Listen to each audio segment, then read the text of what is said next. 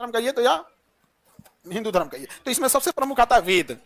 हाँ, वेद वेद वेद कितने होते हैं? 4 वेद, 4। जो एक वेद जानता है उसे वेदी कहते हैं, 2 वेद जान गया द्विवेदी, 3 बाद जाना त्रिवेदी, 4 जाना तो चतुर्वेदी। अरे चतुर्वेदी पंडित जी लोग कितने लोग हैं इसमें?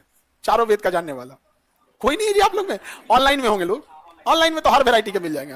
तो 4 वेद जानने वाले क्या हो गए? चतुर्वेदी। नहीं समझे? तो ये वेद सबसे पुराने थे। यहाँ पे वेदों को कहा जाता है कि इसे भगवान ने लिखा है, जबकि इसको एक जगह कलेक्ट करने का काम कृष्ण द्वैपायन वेद व्यास ने किया। किसने किया? कृष्ण वेद व्यास नहीं तो महाभारत हो जाएंगे वेद व्यास। कृष्ण द्वैपायन वेद व्यास किसने किया? कृष्ण द्वैपायन वेद व्यास। तो वेदों का संकलन किसने किया? कृष्ण द्वैपायन वेद व्यास, वेद व्यास, कृष्ण द्वैपायन वेद व्यास किसने किया? कृष्ण द्वैपायन वेद व्यास। पहले प्रारंभ में वेद जो थे वो 3 ही थे, इसलिए वेद को त्रयी कहा जाता था, 3। बाद में अर्थर्वेद लिखा गया तो टोटल वेद कितने हो गए? 4। तो कहेगा वेद त्रयी में कौन सा वेद नहीं आता है? अर्थर्वेद नहीं आता। सबसे बाद में लिखा गया अर्थर्वेद, सबसे बाद में लिखा गया अर्थर्वेद। क्या वेदों को देवताओं ने लिखा है या पुरुषों ने? हाँ, देवताओं ने लिखा है। किसने लिखा है? हालांकि दोनों में अंतर क्या है? पुरुष भी तो देवता ही होता है। हाँ, काला पुरुष देवता होता है। काला पुरुष क्या होता है? देवता होता है। समझा गया कि नहीं आ गया? पढ़ाई करो लोग मन लगा के, नहीं तो देवता मिल जाएगा ना, बहुत दिक्कत होगा बेचारा। हाँ, चलिए यही सब पढ़ रही है, सही सबको कह लियो दिक्कत है, नहीं पढ़ोगी लोग तब दिक्कत है। तो सही क्यों कहते हैं? क्योंकि इसे पुरुष ने नहीं लिखा है बल्कि कलेक्शन किया है, देवताओं की है वाणी है। किसकी वाणी है?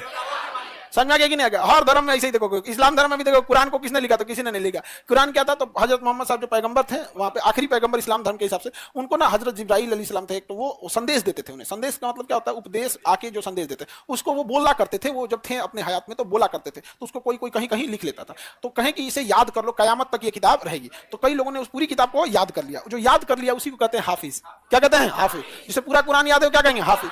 बट एक बार एक जंग हुई थी, लड़ाई हुई थी, जिसमें बहुत सारे हाफिज लोग शहीद हो गए। तो हुआ कि भाई हाफिज लोग को ही याद है, और इस तरह से अगर 5-6 लड़ाई और हो गई तो फिर बतबे नहीं करेंगे यहाँ पे। तो फिर उनको क्या किया? कलमबंद किया गया। तो उर्दू में जब पढ़ते हैं लोग तो वहां होगा कि कुरान शरीफ का क्या किया गया? कलमबंद किया गया। और यहाँ आप हिंदू धर्म में वेद को पढ़ेंगे तो संकलन किया गया। क्या किया गया? संकलन किया गया। और दोनों आपस में लड़ रहा है। भाई आपको कभी नहीं, अशोक सम्राट का एक उपदेश समझिएगा कि अगर आप यहाँ पे जाके देखिए ना, सभ्यता द्वार पे एक लिखा है कि अगर आप किसी दूसरे धर्म को सम्मान से देखते हैं तो इससे आपके धर्म और आपके प्रति उस व्यक्ति का सम्मान बढ़ जाता है, वो आपके धर्म को इज्जत की नजर से देखने लगता है। इसलिए आप देखिएगा कभी कोई जैन लोगों के ऊपर उंगली नहीं उठाता होगा कि ये अच्छे नहीं है, ये नहीं है। बहुत सही, कोई नहीं बोलेगा जैन लोगों के खिलाफ, बहुत अच्छे होते हैं, क्योंकि वो कभी किसी पे उंगली नहीं उठाए। सिखों को देखिएगा कोई नहीं बोलता है, उनकी मुसीबत होती है पूरी दुनिया खड़ी हो जाती है, अरे इनको क्या करा भाई, तो पूरी दुनिया को भोजन कराते हैं लोग। पारसियों को कोई नहीं बोलता है। सबसे ज्यादा लड़ते कौन है लोग? ये दोनों लड़ता है सर, दोनों आपस में कोनो कोनो की किताब नहीं पढ़ ले, और जो लड़ता है ना वो अपने धर्म का किताब नहीं पढ़ ले, ये गारंटी है वहां पे। समझ आ गया कि नहीं आ गया? जो धर्म का किताब नहीं पढ़ा है ये बम फोड़ देता है सब। बताओ, पाकिस्तान में सिया सुन्नी मस्जिद में बम फोड़ देता है, जबकि हजरत मोहम्मद साहब जब अपने जिंदा थे तो एक बार वजू बना रहे थे। वजू मतलब नमाज से पहले, जैसे रेगिस्तान में बालू उड़ते रहता है तो नहा धोआ के लोग घर से जाते हैं, लेकिन चूंकि कई सारे अंग कपड़े से बाहर रहते हैं, जैसे ये हाथ बाहर है, चेहरा बाहर है, गर्दन बाहर है, कान बाहर है, पैर का पंजा बाहर है, तो ऐसा उन लोग का कहना है कि भाई जब जा रहे हैं तो मस्जिद एक पवित्र जगह है, तो आप घर से तो नहा धोआ के जा ही रहे हैं, वहां पे वजू कर लीजिए ताकि हाथ पैर जो शरीर कपड़े से बाहर है उसे भी धुल लीजिए। तो एक बार वो रुक गए वजू करते हुए, थोड़े देर रुक गए, तो लोगों ने बोला कि उनके क्या बात है वहां पे, तो कहें कि वजू का पानी ना जहां जा रहा है वो चींटियों का बिल है, जहां चींटी वहां पे घर बनाई है, उनको दिक्कत हो रहा है।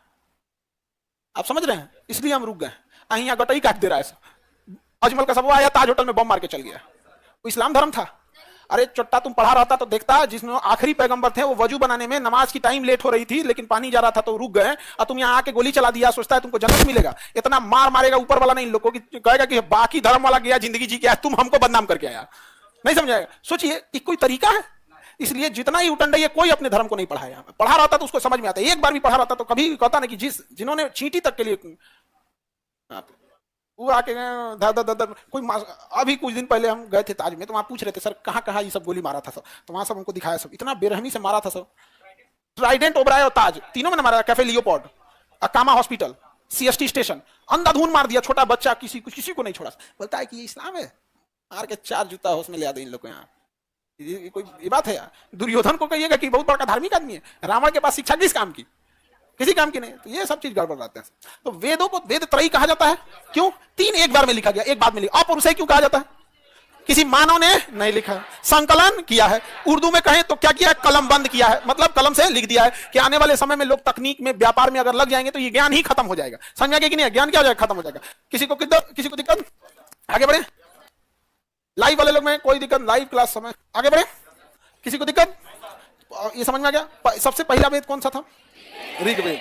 सबसे पहला वेद, ये 4 समझ में आ गया। सबसे बाद में अर्थर्वेद, जादू टोना की चर्चा अर्थर्वेद, इसमें है अर्थर्वेद में। तो कितने वेद है बाबू? 4। कितने वेद? सबसे पहला ऋग्वेद। जितना मंत्र वगैरह है, गायत्री मंत्र हो गया, शूद्र की चर्चा हो गया, सोम देवता की चर्चा हो गया, दशराज युद्ध की चर्चा हो गया, सब किसमें है? किसमें है? ऋग्वेद में। शूद्र की पहली बार चर्चा ऋग्वेद। गायत्री मंत्र ओम भूर्भुवस्वः तस्य वितुर्वरेण्यं भर्गो देवस्य धीमहि नो यो यो न प्रचोदयात्, है कि नहीं? सूर्य देवता को समर्पित है। समझ में आ गया कि नहीं आ गया? तो गायत्री मंत्र की चर्चा ऋग्वेद में। समझ में आ गया? शूद्र की चर्चा, जंगल के देवता सोम देवता की चर्चा ऋग्वेद। 10 राजाओं का युद्ध हुआ। कितने राजाओं का? 10 राजाओं का युद्ध हुआ, जिसे दशराज का युद्ध कहा जाता है। किसी में है? हाँ, ऋग्वेद में। किसमें है? ऋग्वेद में है। दशराज युद्ध की चर्चा। और भारत को विजयी रहे थे, कौन सा कबीला जीता था? भरत के नेतृत्व में जीतने वाला कबीला। तो 10 राजाओं में सबसे विजयी कौन रहा? भरत कबीला। सबका कबीला अलग अलग था, तो भरत कबीला क्या रहा? विजयी। और फिर उस नाम पे हो गया भारतवर्ष या आर्यावर्त। ऋग्वेद समझ में आ गया? उसके बाद यजुर्वेद। कौन सा वेद? यजुर्वेद। कौन सा वेद? यजुर्वेद। युद्ध की चर्चा यजुर्वेद। यज्ञ की चर्चा, या से यजुर्वेद, या से युद्ध, या से यज्ञ। यज्ञ और युद्ध की चर्चा, यज्ञ और युद्ध की चर्चा यजुर्वेद में है। यहाँ पर सामवेद। संगीत की चर्चा, संगीत, ये तीनों वेद आता है वेद त्रयी में। किसमें? वेद त्रयी में। और इन सारे वेदों को जंगल में बैठ के लिखा गया था। किसमें लिखा गया था? जंगल। इसलिए इसे आरण्यक कहते हैं। क्या कहते हैं? आरण्यक। आरण्य मतलब क्या होता है? जंगल। आरण्य मतलब जंगल। आरण्य मतलब, जैसे बिहार में सबसे प्रमुख जंगल था चंपा का जंगल। कौन सा जंगल? चंपा का जंगल। चंपा जंगल क्या है? अरण्य। लेकिन चौथा ग्रंथ जो था अर्थर्वेद, अर्थर्वेद जो था, ये अरण्यक था? नहीं, ये अरण्यक नहीं था, क्योंकि इस समय शहरीकरण चालू हो गया था। इसे बैठ के कॉलेज में लिखा गया। कॉलेज तो उस समय नहीं होता था, गुरुकुल होता था। क्या होता था? गुरुकुल होता था वहां पर। तो बताइए कितने वेद? जादू टोना की चर्चा, हाँ, किसी को बस में कर लेना, अर्थर्वेद। समझ आ गया कि नहीं आ गया? ऐसे नहीं देखते, कहते हैं कि नवरात्र के टाइम पे टीका उका। में पटना को कहा गया कि अछूतों की भूमि है। पटना को क्या कहा गया? अछूतों की भूमि। इसलिए जहां तक पटना जिला जाता है वहां तक का गंगा जल को शुद्ध नहीं माना जाता है। पटना जिला जहां तक जाता है वहां के गंगा जल को कोई शुद्ध नहीं मानता। तुम हरिद्वार जाना, कोई कहेगा गंगा जल लेके आइएगा। समझा गया कि नहीं? केदार जाना, उत्तराखंड लोग कहेंगे, प्रयागराज जाना कहेंगे गंगा जल लेके आना, बनारस जाना लोग कहेंगे गंगा जल लेके आना। कोई तुमसे पटना का कोई गंगा जल मांगा है? किसकी भूमि है ये? अछूतों की भूमि है। पटना जिला खत्म होता है एकदम लास्ट में मोकामा के पास। कहां खत्म होता है?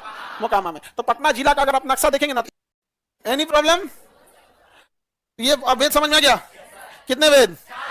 हर वेद का एक उपवेद है, मतलब इसका एक छोटा पार्ट उपवेद। तो ऋग्वेद का उपवेद आयुर्वेद। कौन सा वेद? आयुर्वेद। यजुर्वेद का धनुर्वेद। कौन सा? धनुर्वेद। कौन सा वेद? धनुर्वेद। सामवेद का गंधर्व वेद और शिल्प वेद। तो बताइए वेद का उपवेद है कि नहीं?